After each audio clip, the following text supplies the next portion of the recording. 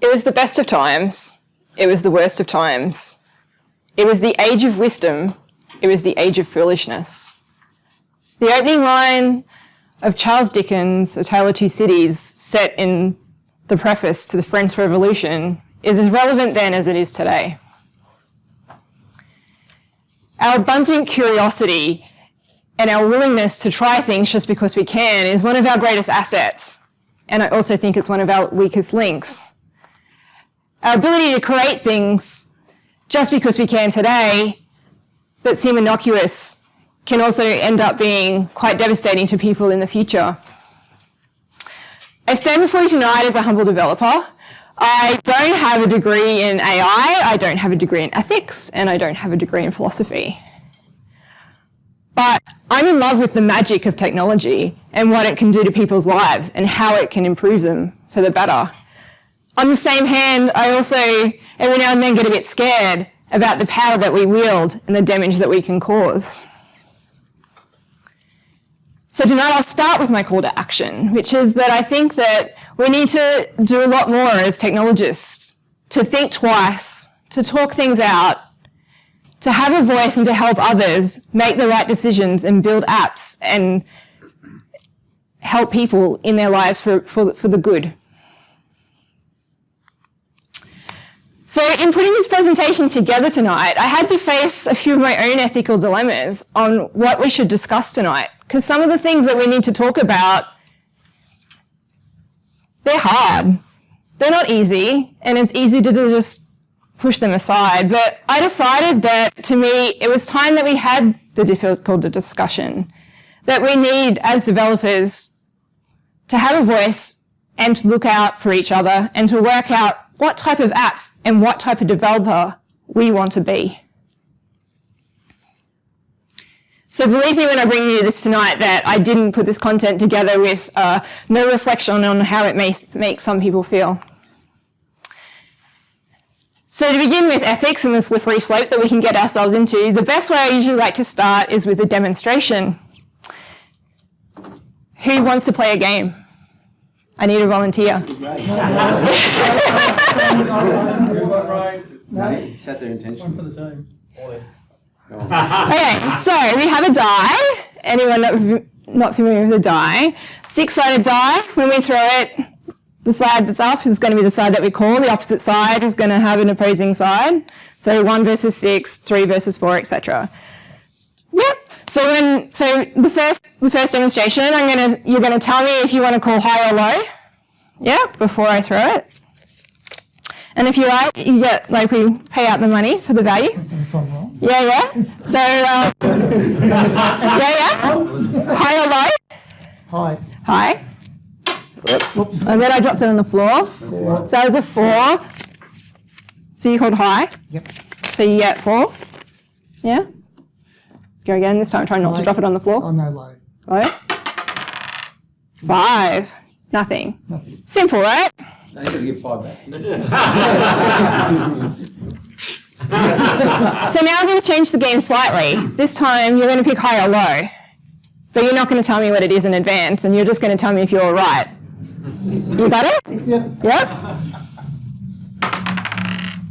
Wrong. You were wrong?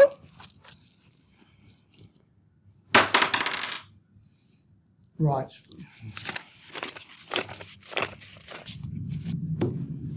So this demonstration they actually did as a study.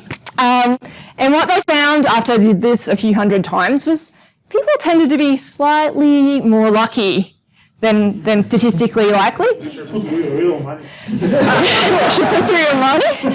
And they were slightly more likely to win when the difference was bigger, so when it was a 6 versus a 1. So then what they did was they hooked up people to a lie detector test. We're not going to do that to you tonight. to measure this.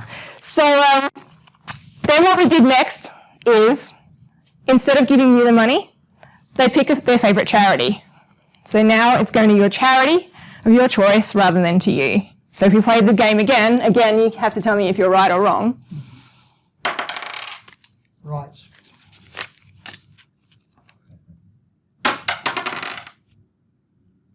Wrong. Right.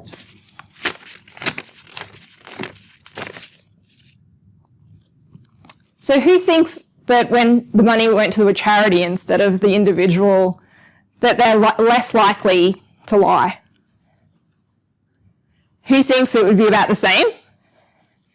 And who thinks they're more likely to lie? So they found that people were more likely to lie when the money went to a charity. And when they questioned them about it, they said that it was going to a good cause and it wasn't going to hurt anyone. So who thinks that in this situation they would lie and give it to the charity? Couple? Okay. And this is how you get into the slippery slope, right? So how many people have been asked by a friend to vote on a Facebook competition? Did all of you then vote for your friend regardless of how good their entry was? Yep. Is that any different to what we just did here? No?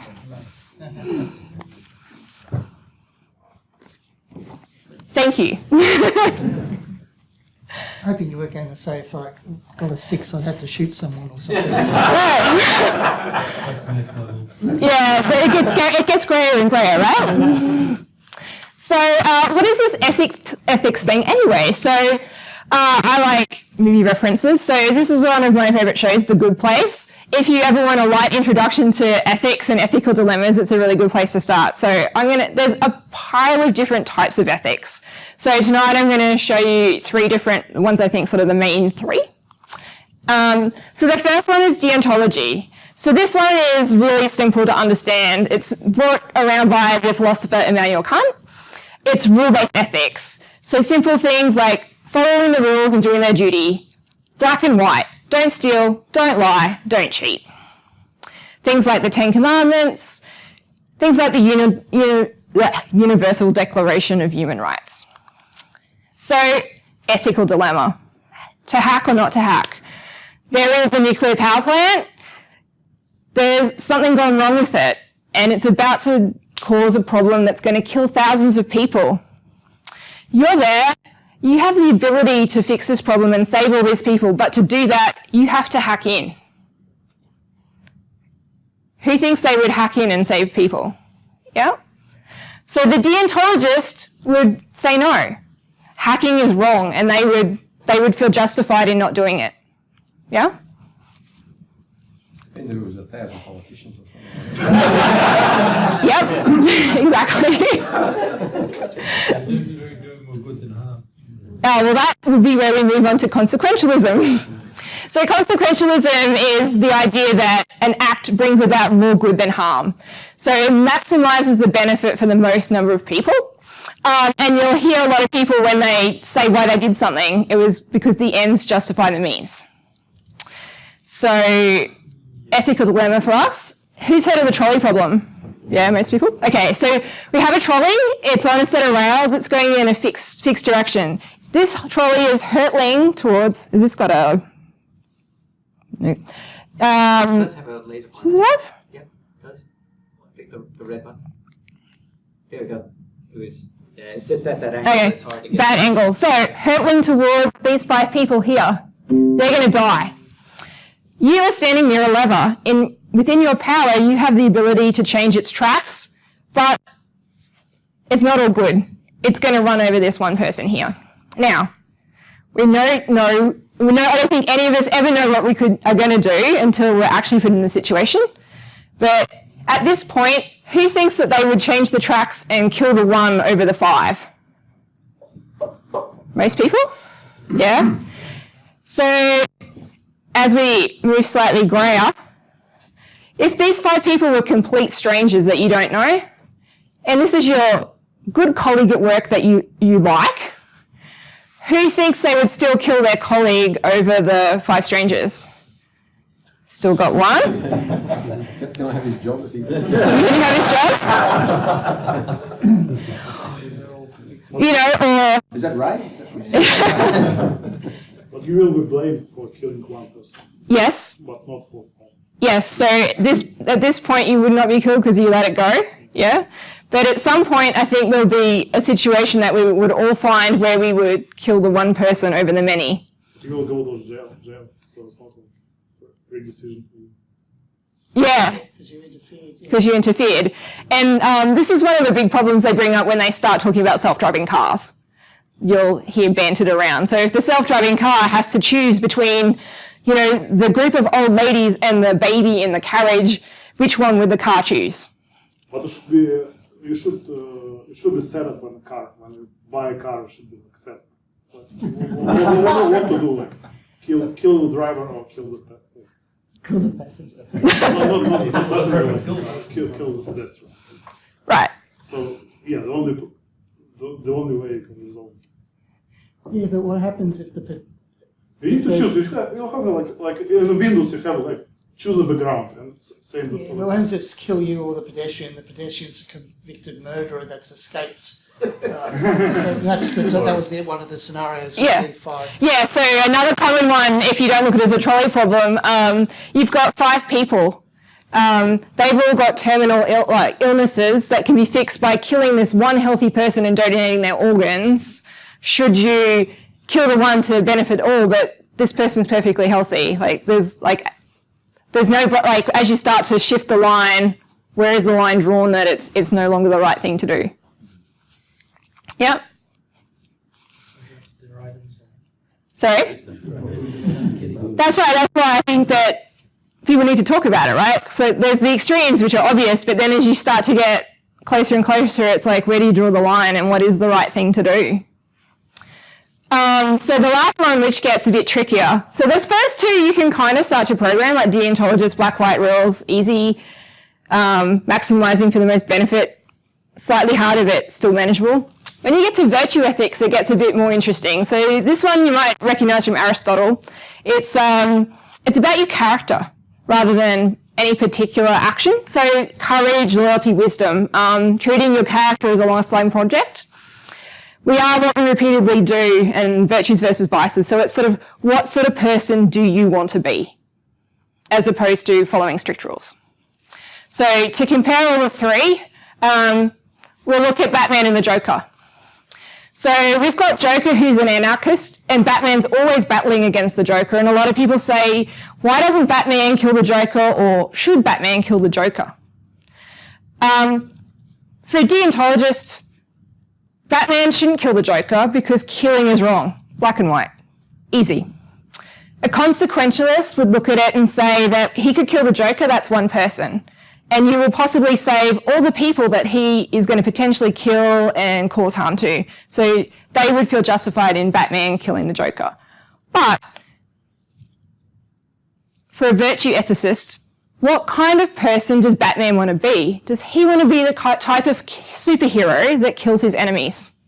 And if you've watched Batman, Batman does not want to be the type of person that kills its enemies. So they would say that, no, Batman should not kill the Joker. Yeah?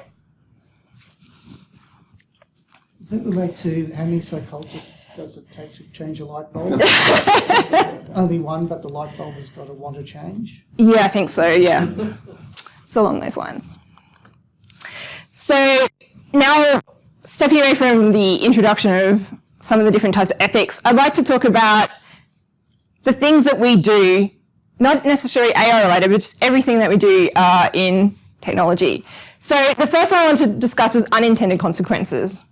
So this is, anyone played Forza, Horizons or Forza? Yeah, a couple. So when this game came out, they introduced, a couple of versions of Forza introduced the concept of drivatars. So what it meant was, because I wasn't playing online with my friends, it's too hard to line it up. When I was playing, I would see their names pop up instead of player 1, player 2, and it would start to imitate some of their driving behaviour in the game. But I knew full well that I wasn't actually playing with my friends. So I'm at home alone, my partner's out, so I know he's not playing with me. So I'm there having a really bad day with it. And every time someone crashed into me, it was him.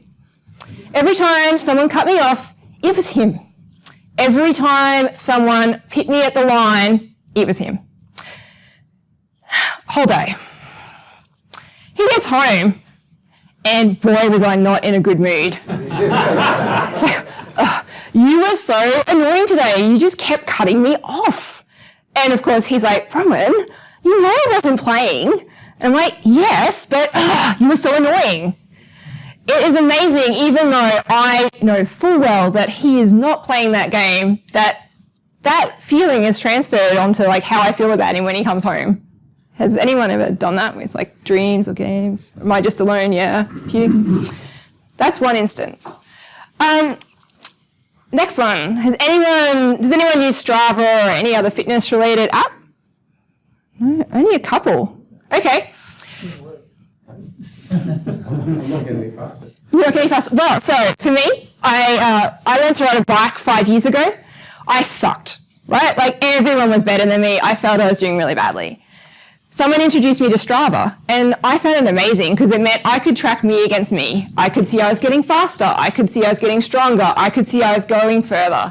It gave me a reason to go out with my friends and try and do that 100K ride, and then try and do that 110K ride. For me, it was kind of perfect. For other people, games like this that have gamification are highly addictive. And what it drives people to do that they wouldn't normally do, they will push themselves beyond their limits. They will get injured. Some people even died. And I really don't think that when the people that built these sorts of applications really wanted people to push themselves to the point of death.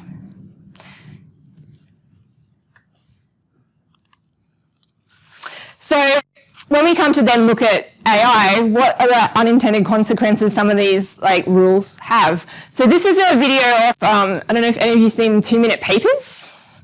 It's a highly addictive YouTube channel that you can get quite sucked into. I thought this one was quite interesting. So they had a few different scenarios where the AI did something that wasn't expected. So here they've got this little 6-legged guy, and they're trying to optimize the gait, so the movement, so that less than 10% of his feet touch the ground less than 10% of the time. And he tries a few different things, and then he pretty much gets a perfect score. So I'll let you have a watch.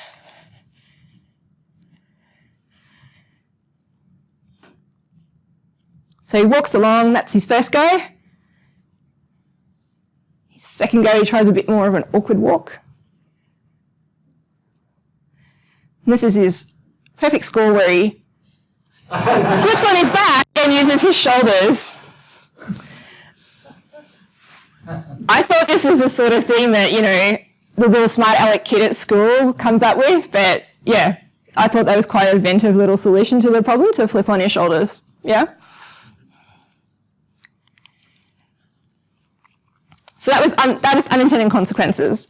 So for me, some of the changes over the years in the way that we can manipulate images is truly phenomenal. Like now we can take a sunny image and turn it into a rainy image. This is a Berkeley paper that they did that does a bunch of this sort of image-to-image translation. So it's quite cool. So they can take things like an edge of a handbag and turn it into a fully rendered handbag. They can take day into night. They can take an aerial image and turn it into a map. Change black and white into color. Pretty cool, right? Like on a single image, it's impressive. But if we look at that in video, we've got a daytime video turned into nighttime. Now, I can quickly picture, I've got a dash cam. Anyone else got a dash cam in their car? Yeah. I can quickly picture that, geez, I was driving along and I was on my mobile phone and I crashed into a pole. Well, if I could turn this perfectly sunny day into overcast, slippery, that maybe they can believe that I wasn't actually distracted and I lost control of the car, and there goes all the value of having a dash cam in your car. You teach you how to do that. So this technology isn't new, right? So go back a bit to when I was much, much younger. I used to play Doom with my brother, and he got all the graphical genes, okay? So one of his favorite things was to edit the levels and change the monsters. And about that time, we somehow got our hands on a scanner, and we thought, hey, it'd be really cool to put some of us into the game. So we scanned in a few family photos, and he worked his magic, and ta-da! him, myself, my sister, we were monsters. We turned my dad into a pot plant, and my mum was this like fire-breathing monster. We thought we were pretty damn cool, right? And we like massive smile on our face every time one of the family popped out and we could shoot them. My mum, on the other hand, was not happy. Nah, she was done. We had to take her out of the game right away. I'm like, was it that we made her the fire-breathing monster? We could change her over to the pot plant? No, still not happy? I didn't. It took me years and years to understand why she was upset at this. Fast forward a few years, and some of you may have seen these come out. There was these little Christmas card apps where you could take a few photos of people and superimpose them on the elf, and it would do a little dance. Soon after, people had these in the office, right? So the super Christmassy person would take it upon themselves to send out a little elf Christmas card with all the team on it. Pretty soon after that came the complaints of, why am I the fat elf? Why is he the short elf? And these people were like, yeah, but you know it. We know you're not an elf. These problems aren't new. And the problem here, well, one of the problems here, the main problem here is consent. So what I did stupidly as a young child was I took this image of my mother without her consent and turned it into something else. The damage that we did was fairly limited. Less than 10 people saw that. The person who did the office Christmas card, they had an image that the person happily had taken, but they didn't ask their consent to turn them into an elf. And the damage there, assuming no one forwarded that email, maybe 200 people. These days, with the internet, you have billions of people, and it is virtually impossible to undo that damage. Does anyone know who this lady is? No? The internet ruined my life. Close. So this lady's name is Noelle Martin. She is the Young Australian of the Year for Western Australia 2019. She is very brave. She is very courageous. And she is a victim of this technology. And through her activism, she got a lot of the laws in New South Wales, the Commonwealth, and just recently, Queensland introduced the laws against revenge porn, deepfake, photoshopping. And if you have any doubt of the damage that some of this technology can cause, I highly recommend watching her. She's got a great TEDx video, but be warned that is not safe for work.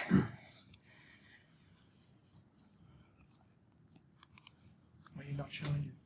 No, I'm not going to show that.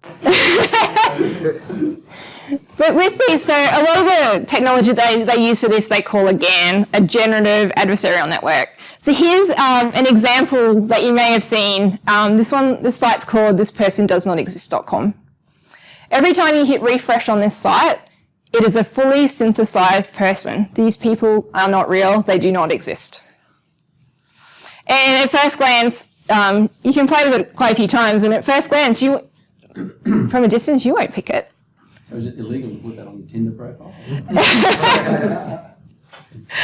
But it can be a useful thing, right? If you want a smiling red-headed lady on your website and you want to ensure that no one else has the same image, because I don't know about you, if you go to stock photo, you tend to find that everyone is using the same image.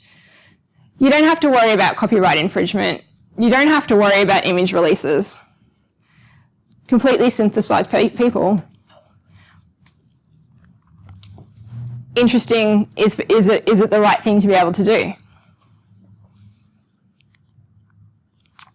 So the problem with deepfakes is that they're at that point now that a lot of us can't really tell the difference. So some of the important research at the moment is about detecting some of the forgeries, especially in things like video. So here they are highlighting some of the hot spots where they're measuring where they think some of the differences, usually around the neck, is where they start to pick up some of the differences in the face. So this is where they segment it out. And then the problem with that, an adversarial network is about picking a fake and making a fake and facing off against each other to try and pick forgery. So once you build something that can detect a fake, then you also then have generally built the technology that can improve on it as well. But it's important to know that this technology is around and help people to be able to find these fakes. Because even if you can say it's a fake, once you've seen that person, like that first impression is really hard to get rid of. One of the areas where I think that the GANs are actually really important is in some of the medical research. So this here is this is an MRI of a dementia patient.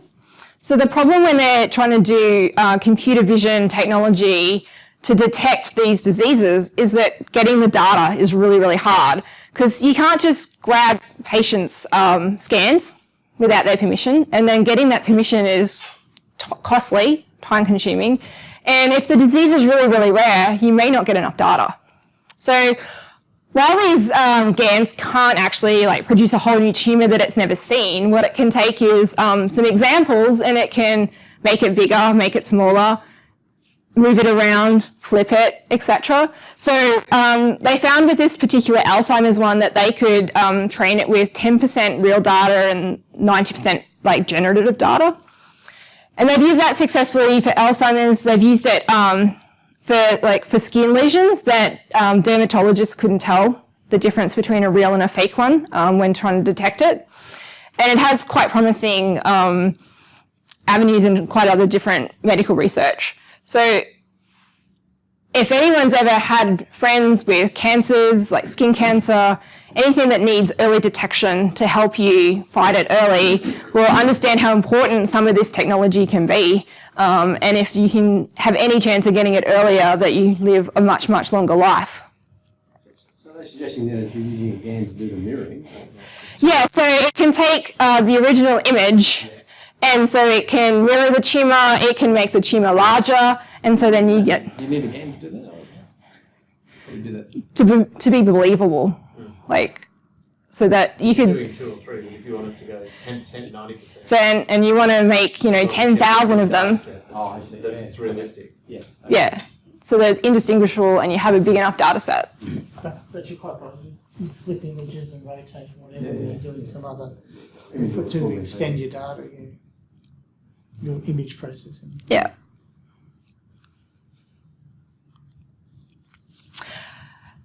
So on the same lines, I'm going to, if you haven't seen the Google DUPLEX launch, I'm just going to show it now. Hopefully You want to ask Google to make you a haircut appointment on Tuesday between 10 and noon. What happens is the Google Assistant makes the call seamlessly in the background for you. So what you're going to hear is the Google Assistant actually calling a real salon to schedule the appointment for you. Let's listen.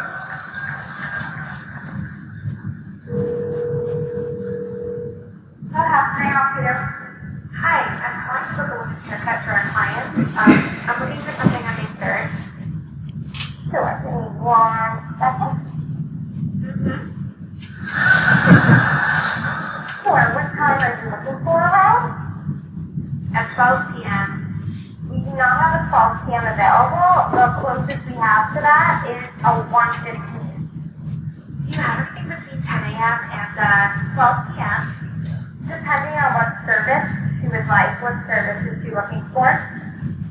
Just a woman's haircut for now? Okay, we have it 10 o'clock. 10 a.m. is fine. Okay, what's your first name? The first name is Lisa? Okay, perfect. So I will see Lisa at 10 o'clock on May 3rd. Okay, great. Thanks, great. Have a great day. Bye.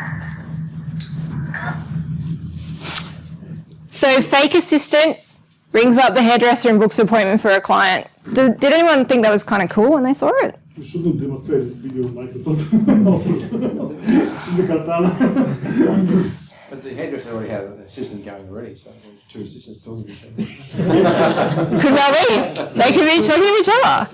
But did anyone find it creepy that it pretended to be a person? And for me, what really stuck was the So, yeah, cool, the assistant rings up, but pretending I'm a human and fooling someone is I found a bit interesting.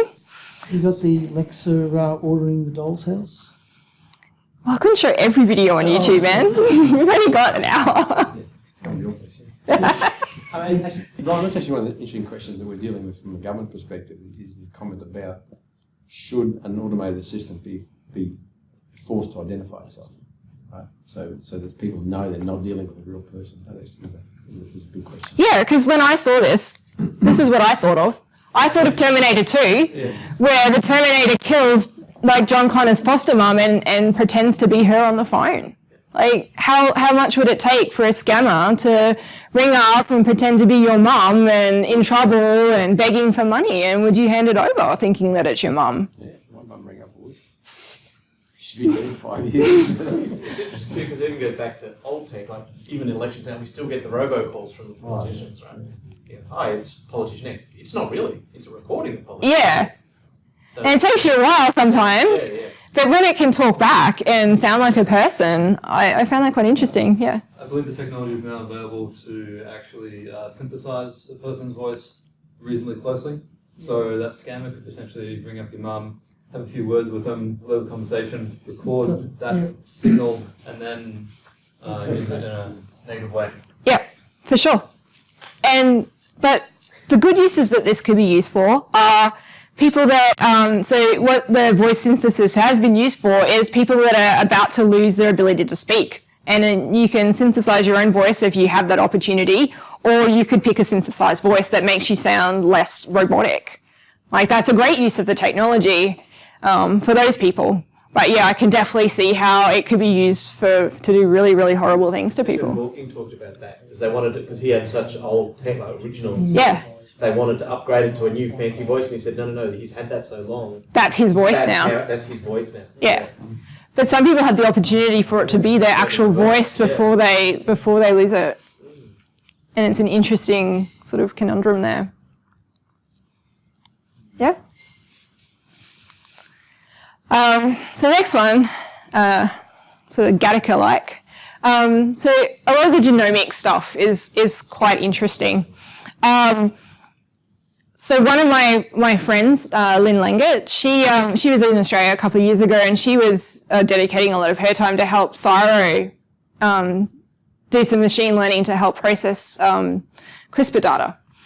So the really useful thing that they can do with genomics, especially considering if you look at diseases like cancer that, you know, can be quite devastating and quite expensive. I think the average is $167,000 out of pocket for a person. To be able to tailor those drugs to suit that person's specific DNA makeup.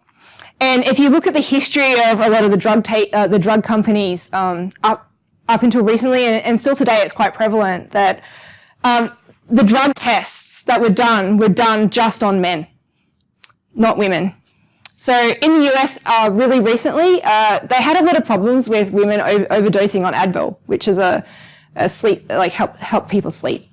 And when they ran some tests on women, they did an extensive trial. After they ran that on them, the new recommended dose for women taking Advil, they cut it in half. So when you look at that women, like, just biologically tend to be smaller, have different hormonal balances, et cetera, et cetera, et cetera. The ability to customize that, not just to your gender, but to your actual genomic makeup, the potential is huge to, like, save people money and tailor those side effects so that they get the best possible outcome. So that's the really cool things that we can do. Obviously, the problem with that is that once you've given someone your genetic profile, they can do all sorts of bad things with it as well. Imagine if your insurance company got hold of your genetic profile and they knew that you were predisposed to getting certain types of diseases, and even though you haven't got them yet, they may deny you insurance. In Australia, there's been a bunch of stuff done, recommendations about not letting insurance companies discriminate against people in the policies based on perceived stuff in the genetic profile. But there's always lots of stuff to do with that. And if people, like workplace people, getting hold of that and preventing you from getting a job, talking about making it illegal to get someone else's sample and get it tested without their permission as well. So if you wanted to find out something about someone and, if you've seen Gattaca that she does something similar, she'll grab his hair follicle and get a DNA profile run and get all sorts of interesting information out of that. So it's you can do lots of bad stuff and lots of good stuff with this sorts of technology. Yep. Yep, people are often giving their DNA to Ancestry.com. Yes, Ancestry.com, 23andMe, and we've seen a lot of the fallout from some of those as well. People doing 23andMe was quite funky, to sort of see like where your makeup was from, and they discovered that they had a half-brother they didn't know about, and now mum and dad are no longer married. Just to name a few things. But yes, people give away this genetic information without really thinking about what could be done with it in the future, because it's very, very unique to you.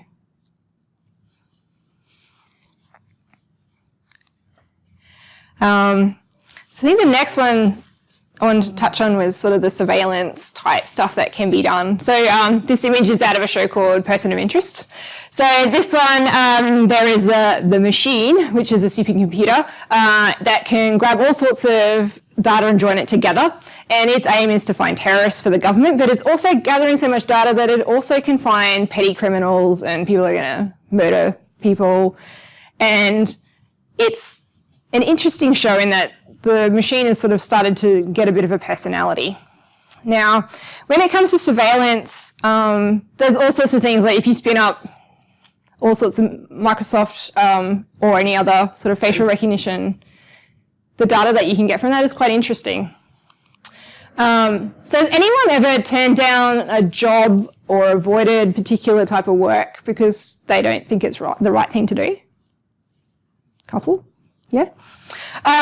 A couple of years ago, well, a few years ago now, I was playing with the Kinect.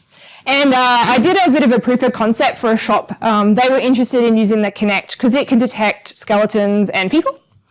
So they were having problems with the traditional door counter, just counting how many customers were coming into the store. It didn't really work sort of after you had about 5 people through the door at once. So I set up a bit of a proof of concept to sit there, count the people coming in, so to see if we can do better than the door counter. And these were quite cheap. Those door counters are actually very expensive devices.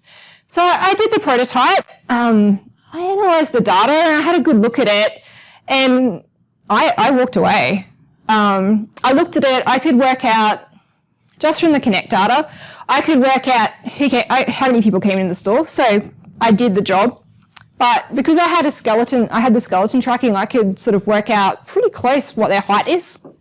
I could tell who was working, so because I could track the skeleton, I could see who was hanging outside the door versus came in, how long they hung out in the store. If, as the technology got better, it really wasn't at that point, but if you hooked that up to the sales data, you could work out how many customers were making sales that were in the shop. If you looked at the images of the bags, because this has a full color camera, potentially, you could start loading up, seeing what competitor stores they'd bought at. Facial recognition, even though I don't know who they are yet, I could work out as they come back if they're a return customer. How many times they've come back? Are they coming in with the same people every time? How many people are they coming with?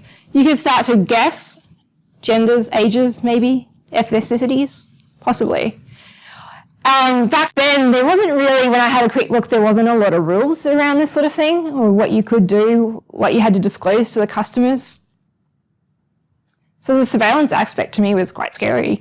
There was other reasons that I wasn't interested in the project, but that was the one that I come back to thinking if I did the wrong thing walking away, if I should have made a stand and made sure this was an ethical use of the technology. How many people have a bus card or a pass that lets them into a building? Everyone? And how many of you would expect that someone could work out who you know and if maybe you have extramarital affairs based on that data? No one?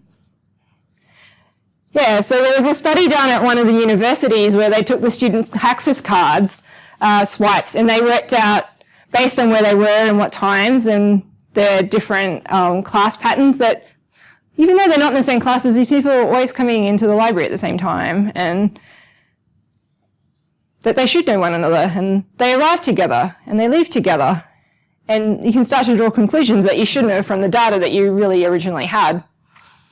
The surveillance aspects are quite interesting. So when we look at the facial recognition technology, it's sort of bubbling up a bit now. So in June, San Francisco was the first city in the US to ban facial recognition technology for use by police for petty crimes, like not terrorism. Just on that, what was the reason behind that? Because it wasn't accurate, or they just didn't feel it was an appropriate way to use privacy? Yeah. Okay. It's mass invasion of privacy. What if that technology saved terrorists? Yeah, so it was specifically listed as not terrorism type activity, so chasing them for normal type of crimes, they weren't allowed to use it for that. So people with outstanding warrants and stuff like that. Also, I'm taking there's a recent study from facial recognition in the UK that 80% of the positive results were wrong anyway. Yeah, so, what's the accuracy? Yeah. And Massachusetts followed up, and if you've seen there's a few articles around if you can have a look at the China one. So a bunch of different parts of China have introduced this technology and turned it into a social credit system. So it's matching up a bunch of data, and if you're a bad citizen, what they deem a bad citizen, it has consequences for you. So if they don't like what you're posting, if they don't like if you're speeding, if you like not using your car correctly, they start doing things like limiting your ability to drive, removing your ability to fly. You get penalised when you go to get rates on home loans. And then the opposite, if they deem you to be a good person by their standards, you get preferential treatment. So this social credit score that who knows how the rules were made up. And funnily enough, Brisbane Times yesterday, there was an article from the Lord Mayor. He's looking at whether or not Brisbane should allow facial recognition in the cameras in the mall, because he's now a bit worried about whether or not what the privacy implications are for that. So if you want to get a bit more scared about the privacy implications, I've been reading this book. I haven't quite finished yet. It's quite heavy, literally. The idea here is that now all these companies that are collecting data, so the main ones she sort of hammers are Google and Facebook. They're collecting all our data and a lot of our behavioural data, and there's a lot of extra stuff that we don't even think about that they're collecting. And they've got this behavioural data, and they can turn it into a futures market. Because if they can predict what we're going to do, and if they can work out a way of how to make us do something that they want, it's worth a lot of money to them. The goal is to automate us, is her preface to this book. So an example of that would have been when people played Pokemon Go. Really popular, right? So putting a little Pokemon in a location in the real world seems innocuous, and the kids were running around picking up the little Pokemon. But you're a particular business and you've gone and paid someone to add that location to your business, you automatically had a spike in business just because of the foot traffic. The sorts of data that they experiment on can be quite interesting. Like they can choose which way to run our feed to see if showing us positive feeds makes us write more positive messages. If showing us sad stuff makes us feel sad, they can analyse the words that we use in our messages to see what sort of person we want to be and present you with information that encourages you to do different things. It's quite an interesting concept that there's a lot of data, and it's not like there's no controls over this at the moment. So there's lots of data being captured about you every day. I mean, we're probably more aware than most people of the sorts of things that can happen when we give up our data to these companies. So when you think about artificial intelligence, I always think about the rise of the robots as well, and it's always a worry that people have. But I think robots have done a lot of good for us. They do a lot of jobs that are dirty, dangerous, repetitive, and have saved lots and lots of injuries, and I think they have a really good place in the world in a lot of instances.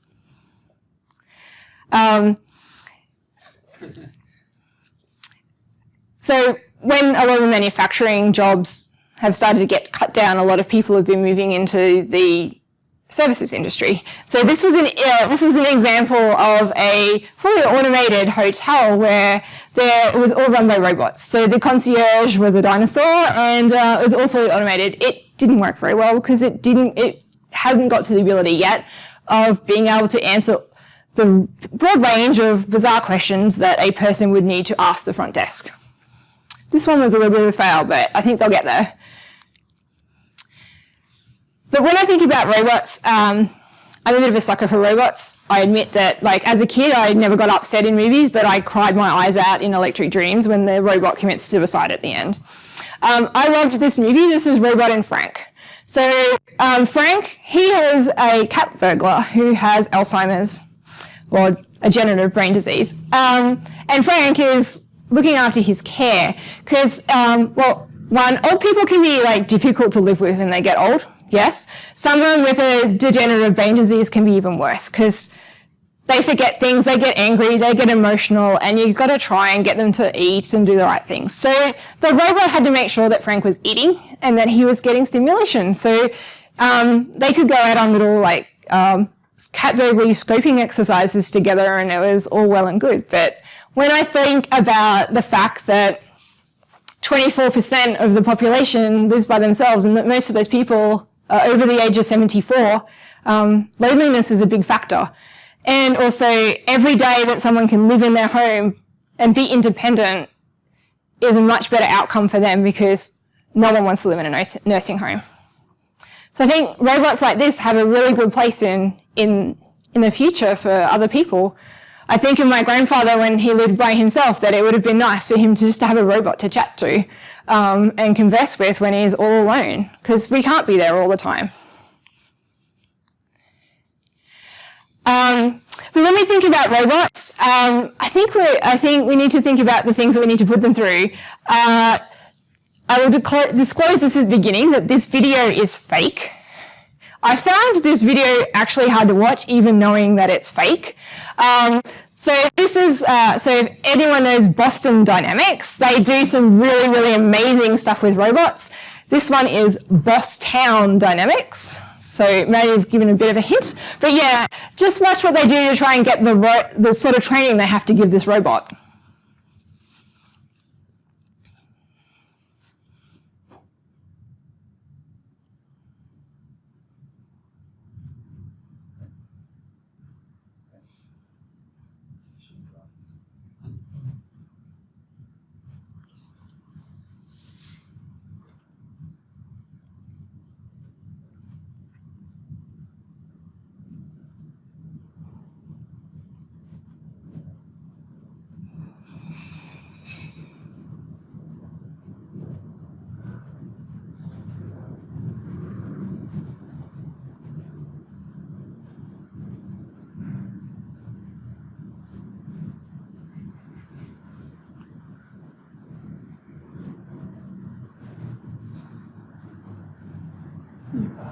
Yeah, that's what I thought when I saw it as well.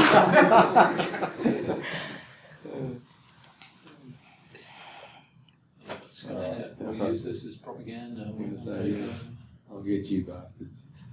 Suck on this. Oh, Jesus, it's a serious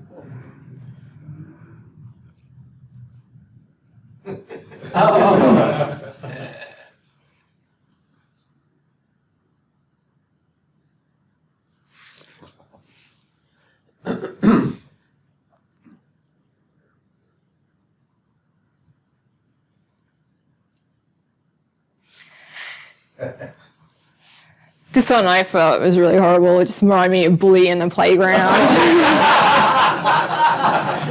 Yeah. So that's fake, but I think it's a good analogy for me of the sorts of things that we have to do to our systems, like the testing that we have to do with our data, the horrible things, the horrible inputs that we have to give our systems so that they can cope in the real world with these imperfect beings. Anyway, I thought it was an interesting video. So to sum up, I really want you to take away that I think that it's time for us to have conversations about this sort of stuff, and that we should think twice about the things that we're building and the impacts that they can have on people's lives, and are we building them for the right reasons?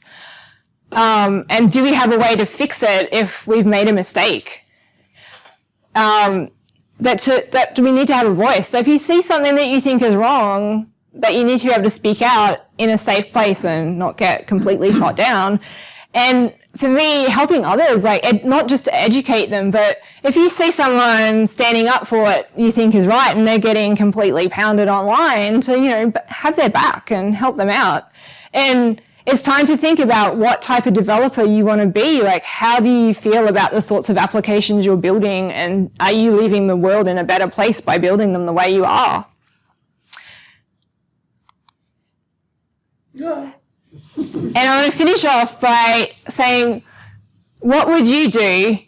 What lengths would you go to if it was in your power to end all world wars and bring peace to the whole earth? Would you build something like this?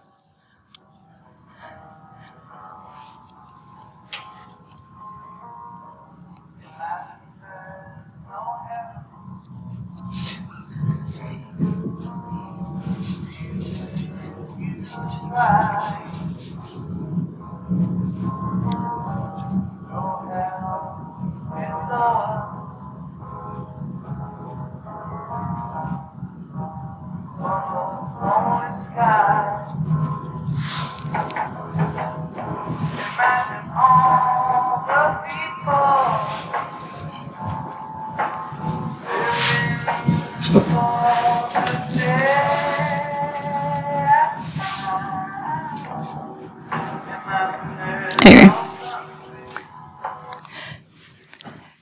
So there's a couple of references there that I found useful. So there's, I found the Stanford site for describing all the different types of ethics quite interesting. One little good spot to go through.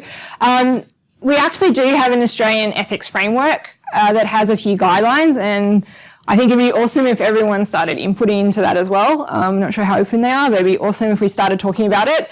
And then the last one there is the recommendations for the genetics discrimination insurance in Australia. Yeah, so that's all I have. Does anyone have any input or questions or want to chat about anything, or just want to go home? Sorry, I was just going to ask the name of the lady who did the TED talk again. Noelle Martin.